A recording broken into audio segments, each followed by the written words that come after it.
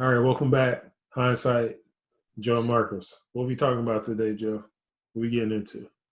What we getting in today, man, is the whole idea of the stimulus check. Um, Pretty much, we just want to discuss as far as like the terms and conditions of the situation. The first initial installment, which I think came around April. Correct me if I'm wrong. April 2020, Marcus, around there, Perhaps. and it was Um, about I can't verify that right now. okay, Maybe and I can. Maybe I can, Joe. Hold on. Give me. Keep doing your thing, man. I'm gonna find it. okay. So, and while Marcus is looking that up. Basically, that first installment, if you were like a full recipient, that would have been a total of $1,200, $1,200. In case people don't know what that 1,200 is. So pretty much with that whole first installment, you know, it was a good start because it happened so fast, and everybody needed just a quick relief. But realistically, it really didn't do a lot for people.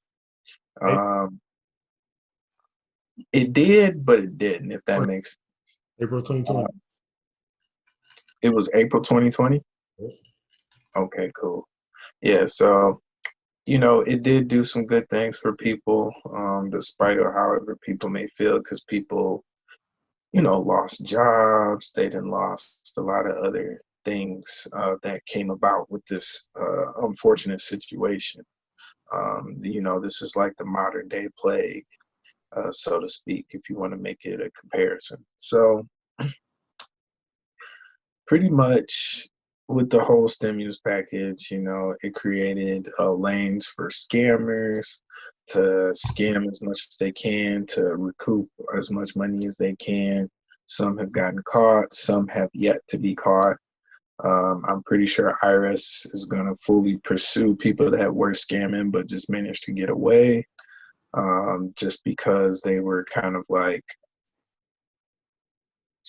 nickel and dime in the system versus some people went all out for like big loans and sums of money.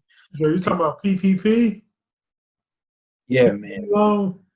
yeah, it's a couple. Yeah, that one's major, but there's a couple other scams too. But that one is the one I'm more so referring to. So there's a lot of ways people could finesse that as far as like the whole beat, the relief.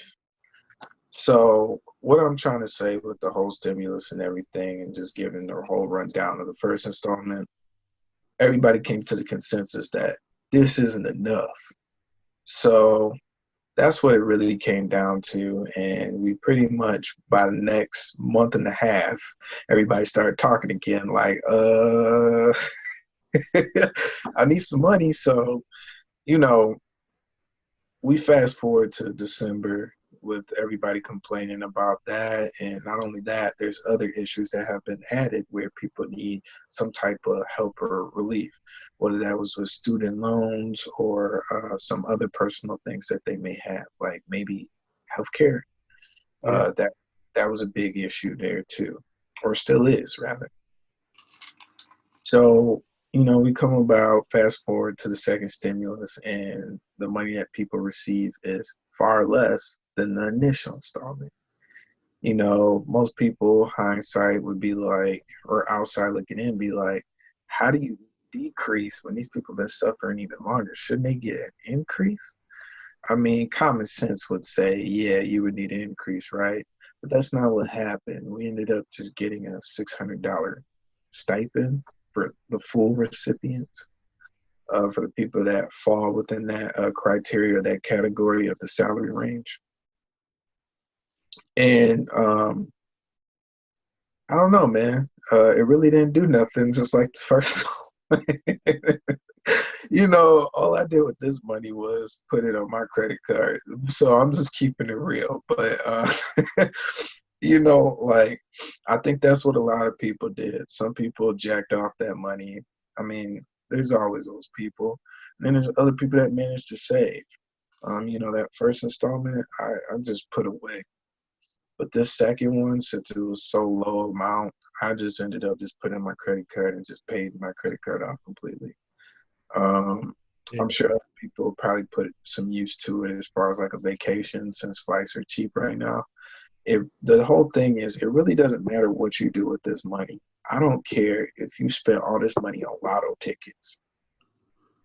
The whole purpose of this money is I feel like everybody's entitled into this because we all in this together, whether we realize that or not.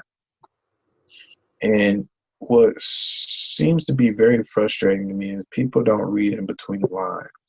You know, you got people that really just want just the money and that's all they're thinking about and that's all they care about.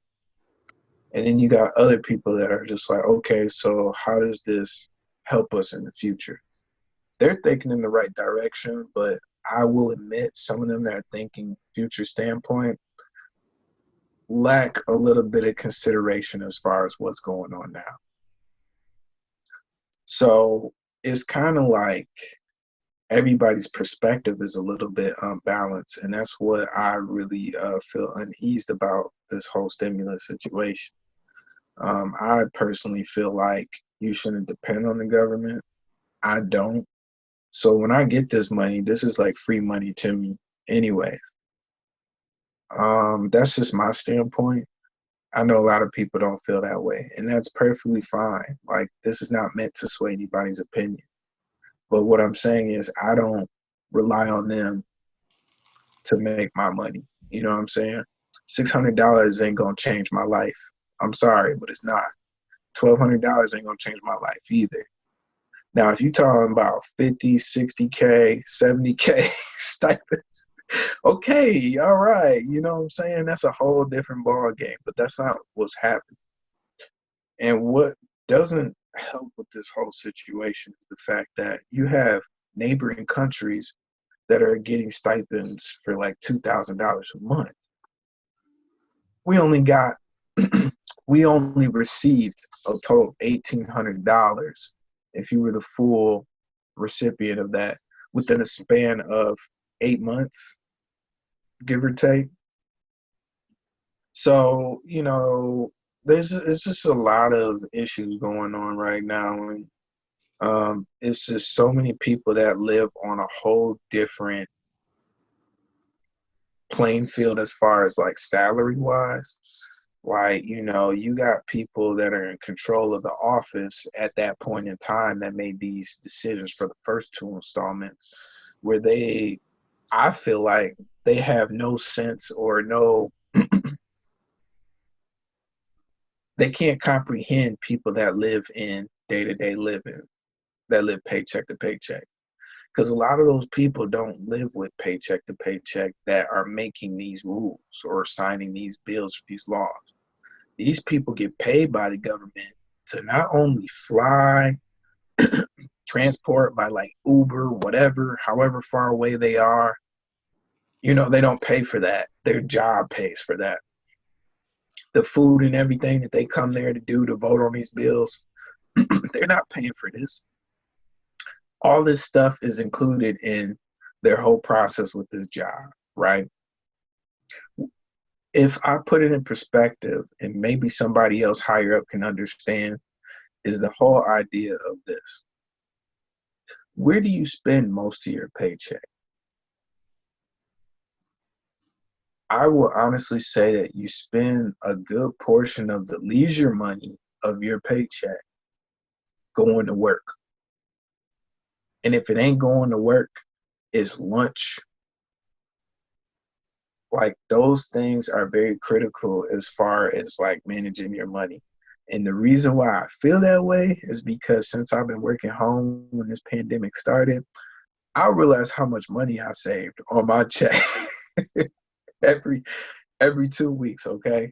Yeah. So I'm not saying this for no reason, but what I'm saying is these people are stacking bread and don't have to pay a dime, and you're paying all your money not only to drive to that job, but you're paying to keep yourself healthy enough to upkeep that job.